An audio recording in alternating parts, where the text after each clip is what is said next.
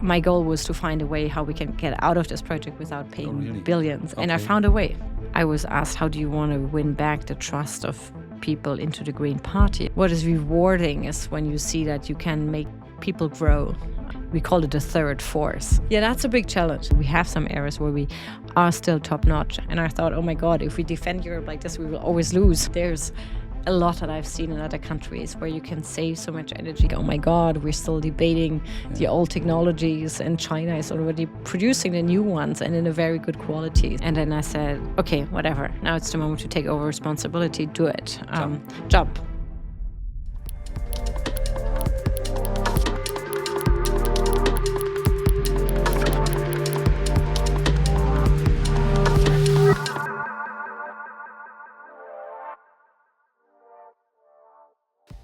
Hey, I'm Björn from Highfinder. I'm your host of the podcast, The Hydrogen Leader. In this format, we want to inspire future hydrogen leaders. Please do me a favor and subscribe to our channel. If you like the content, it helps a lot to grow the channel. Thank you very much. Welcome, Franziska Brantner. I'm very happy that you are here in our podcast, The Hydrogen Leader. Yes, pleased to be here. As you know, we want to inspire other professionals, in particular in the hydrogen economy, to become a hydrogen leader. And this is why we want to touch upon the topics leadership, personal growth, and also your unique views in the hydrogen economy. I would like to start with a very basic question. Who is Franziska Brantner? Good question. I'm an elected member of the German parliament from Heidelberg, which is in the south of Germany. I'm a parliamentary state secretary in the Ministry of Economy and also the party leader of the German Greens. And what are you passionate about? I'm passionate about, making our economy successful, transforming it into a sustainable, just economy. And I'm also passionate about Europe and being more resilient and being a strong force. I think you had an impressive career, as you mentioned, also in academics and very internationally. I asked myself whether there was a defining moment in your career which had a big impact on you, where you could say, okay, that really got me going. There are probably a couple of moments. One defining moment for me was that I lived in New York during 9/11. Okay. So that was a moment where I really felt, okay, there's something shifting in geopolitical sense in what do we have to defend. And then the second one, which drove me to go into politics, really was there was a referendum at one point over a European constitution, which was lost in France. And at that time, I really thought that the arguments by the pro-Europeans were really poor. And I thought, oh my God, if we defend Europe like this, we will always lose. So that led me to, becoming, again, more active on defending Europe. Politics also. In politics, exactly. As you mentioned, you are a parliamentary Staatssekretär, which is a high-ranking position in German ministry. I actually asked myself, how do you get there? You won basically the mandate, the green mandate in Heidelberg. Mm-hmm. Did you receive a call from Robert Habeck, or did you need to apply and then the best one, or you're probably the right person? But how does that actually work in politics? Yeah, as you said, you need to be a member of parliament. That's why it's parliamentary state secretary. It doesn't exist in so many democracies. It's quite German because our German Bundestag is quite important. It's a strong parliament. So that's why, first precondition is you're a member of parliament. And then second one is, of course, that you're qualified to do the job in the ministry. And you also need to have a personal trust relation with the minister because you work closely together. And yes, so I was in discussion with Robert Habeck, and that's then how it becomes. So it's two steps. First, member of parliament, and then second is fit the purpose and be interested and have a good relation. Yeah, and I could imagine that this is also quite a challenging job. Yeah, and speaking about leadership, so you are still one person, but now you are a leader in the ministry as well as a leader of a Green Party. So what type of leadership is required in both roles? Is it the same? Do you have to change? Yeah, it's interesting. I'm I'm having these double hats because we had snap elections. So we have early elections. Usually I would have stepped down, but with the snap elections, we have that rule that you cannot replace people because they get pension, allowances. And so you don't want to have somebody to be quite expensive for the state because of a couple of weeks. So so that's why I have this double function. But yeah, the leadership is different, of course, in the ministry and with parliament. In the ministry, you need to motivate the people working in the ministry to be innovative, to work together, to come up with the best solutions, to be ready to engage with companies in that ministry, to be able to engage with new technologies, and in parliament to negotiate. So you need a lot of negotiation skills. That's what is key as a parliamentary state secretary, because you need to get a majority for your projects. And as a party leader, there's a lot of leadership in giving orientation on, what's your vision for the country? What do you propose on substance? So it's not exactly the same, and you need to bring the party behind you. Yes. So you need to convince a lot of people. I saw your passionate speech. To follow you. Yeah. Thank you. Yeah. So that's a bit of a different leadership. And coming to your personal growth, I think. Can you share the most rewarding moment in your career where you say, okay, I did something good here and I'm a little bit proud about that? What would qualify to be really a good thing? I think a very, for me, rewarding moment was I was fighting for long against Nord Stream 2 and the too high dependence on Russian gas. I was really advocating against and saying, let's not get that dependent on Putin. And during the election campaign 2021, it was always said, we cannot get out of this project because we would have to finance billions and you have to pay for it. And once I got into the ministry, my goal was to find a way how we can get out of this project without paying billions. Okay. And I found a way. Okay. So and what was it? 2 days, we withdraw a specific report without which the project couldn't go on. Okay. And I managed to do that 2 days before the war started. So it was just ready. So that was an element of power. That was seriously to have the element of getting the right expertise, being creative about it, think about it, and then find a way to get out of this, still on time. But then there are very small, rewarding issues in my constituency. For example, I stand on marketplaces and then people come to me, students, and they have a problem, and then I can fix it, and I can help that individual to continue her successful life, which is also very rewarding when you see the personal stuff, right? Yeah, the personal stuff, and that girl managed to continue her school career because I helped her. Right. I think I spotted. I think you're a very disciplined, hardworking woman. Yes. By the way, you arrived exactly in time today, and I think that one of your growth hacks, how you grow as a professional, are that you intentionally put yourself into new situations outside your comfort zone, and then you swim. And is that true? Is that the way to grow fast as Franziska Brantner? Yeah. Really? And do you do this intentionally? I do go into situations where I know it will be a challenge. Yeah. When our party leader stepped down and I was planned to do another job. Right. And then I said, okay, whatever. Now it's the moment to take over responsibility. Do it. Jump. Yeah. Not knowing if everything would work out, but just to say, I know I have basic fundamentals that allow me to do the job. I'm a disciplined person, as you said. I work hard. I like people. So let's do it.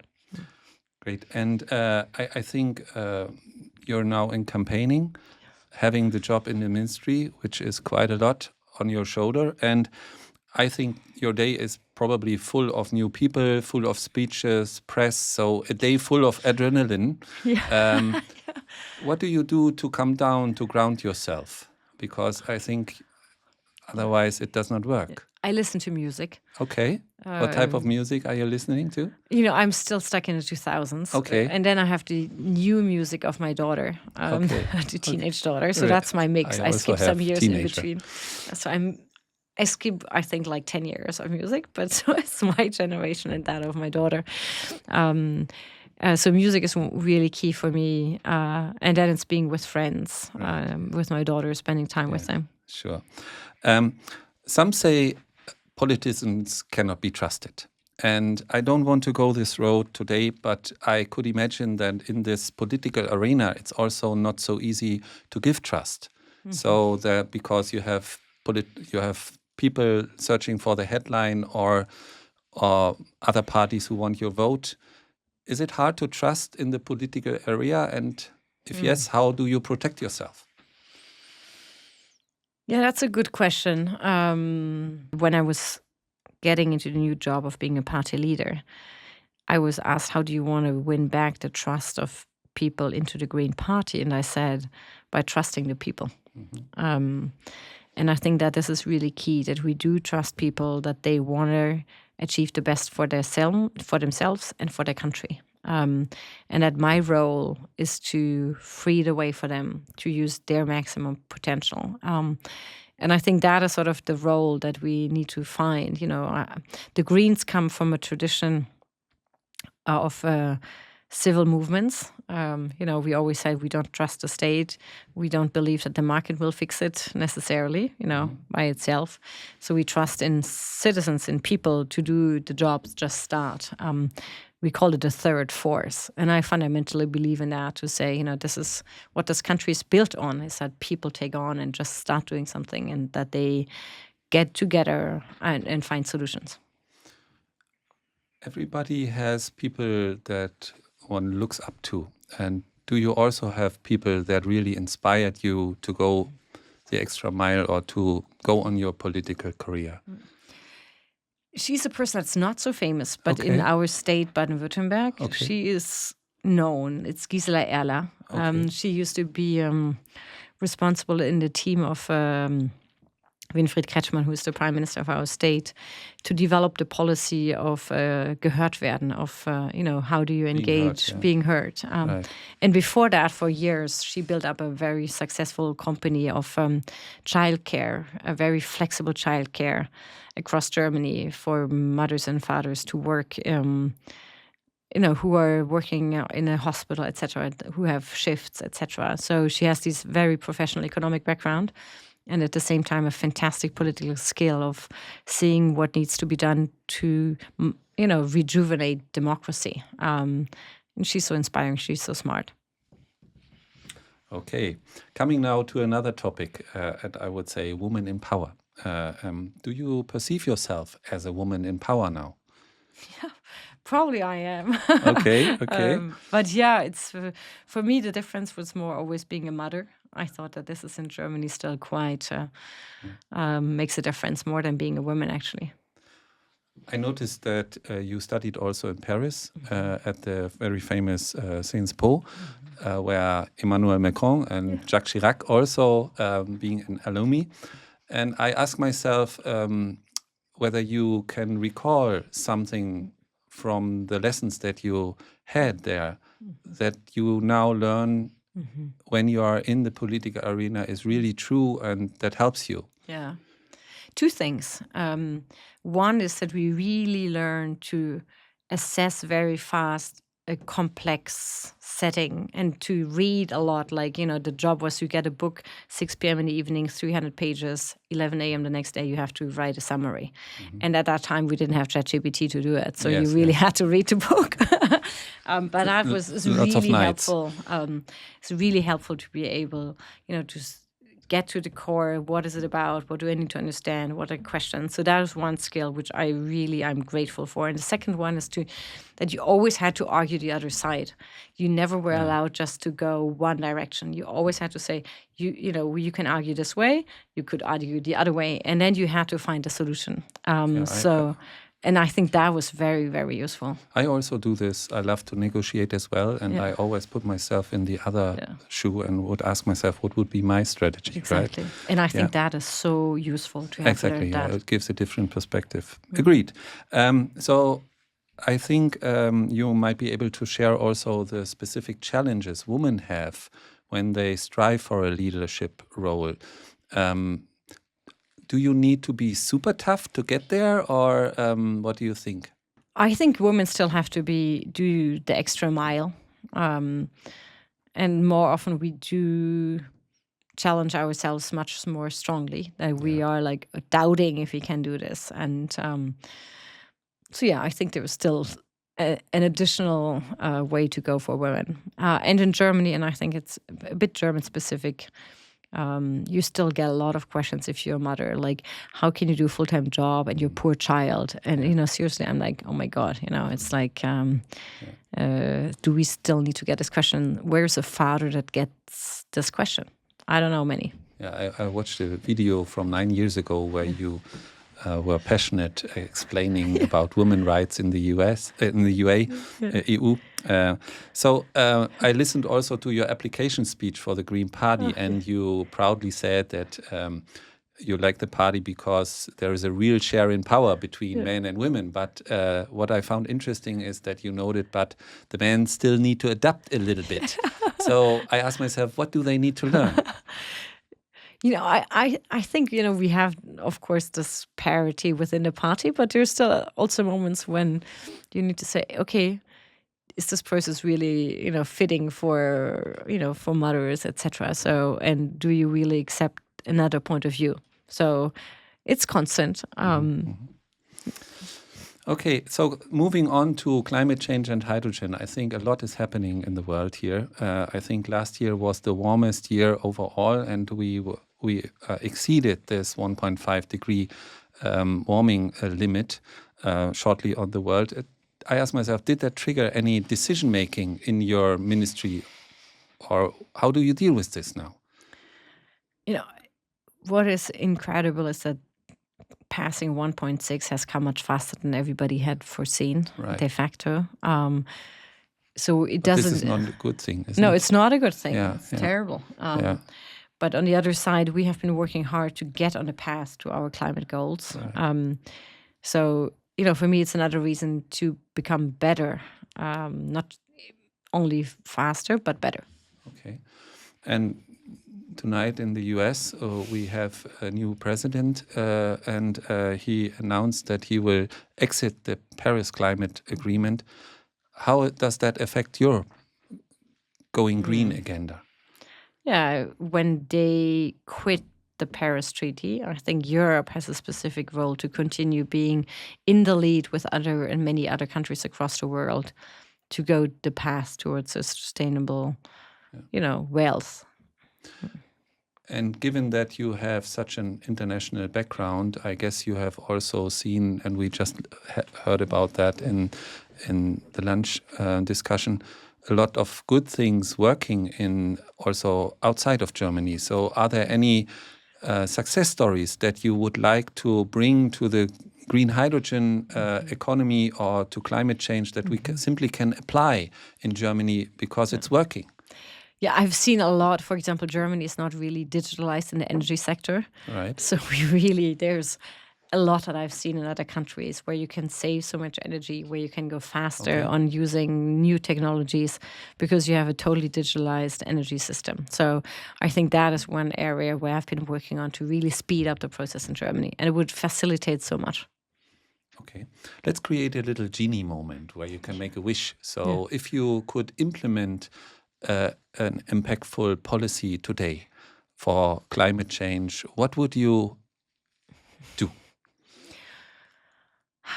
For climate change, I think I would try to really speed up procedures and processes for all the new technologies and free the space, get them enough capital so that we can start off all of these ideas, bring them to the market, and I'm sure that they will win. Mm-hmm. And that transitions to the role of Germany. What type of role do we play in green tech in the future also? Do you think that we still can lead, given that China has advanced a lot in that area. Yeah, that's a big challenge. I'm like, while we are still debating what kind of car to drive, I'm like, the Chinese are producing the best e-cars. I'm like, that's a bit of, sometimes I'm like, oh my God, we're still debating the old technologies, and China is already producing the new ones and in a very good quality. So that's sometimes, as a politician, it annoys me, because I see what's happening in China and other countries worldwide, where I'm like, if we do not go into these innovative new technologies, we will just be left out.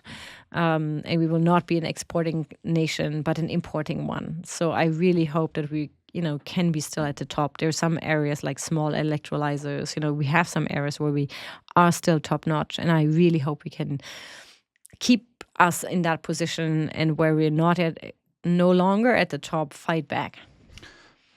I also think that your party or the administration has spent a lot on green hydrogen. Yeah. What are the challenges that you see in scaling up? Yeah. Now, what we have worked a lot on is bringing the different dimensions together, like the infrastructure, the production, the use, the regulation.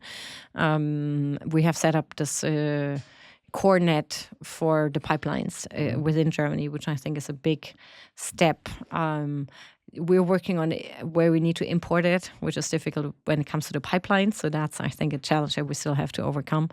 We are working on decentralized production, which I think is going forward. And we're working on the industrial use of it in the traffic, like in the transport area. So all of this is moving. But I think market actors are waiting for assurance that this will be also the policy of the next government. Right. They're not investing because they're not sure that the next government will also focus on green steel, for example, or on green chemistry. So I think we will need to have that clarity about the future, so that really actors will invest.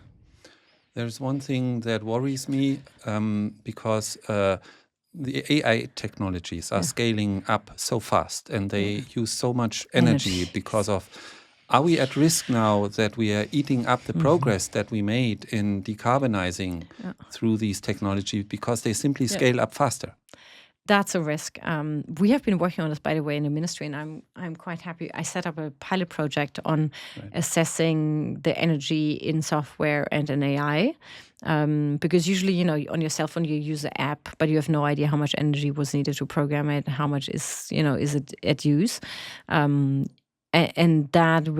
this is a very good project where we will get this transparency. So where consumers can decide what kind of software AI application they use, also based on the energy. Because sometimes, you use a lot of energy to improve it by 1%. And then if you say, I give up on that 1%, and then the energy rate is 80% lower, it might be for some consumers that say, okay, you know what, this is actually enough for me. I don't need that 1%. I'm happy to save all of that energy. So that is a lot where we need transparency for consumers to be able to choose.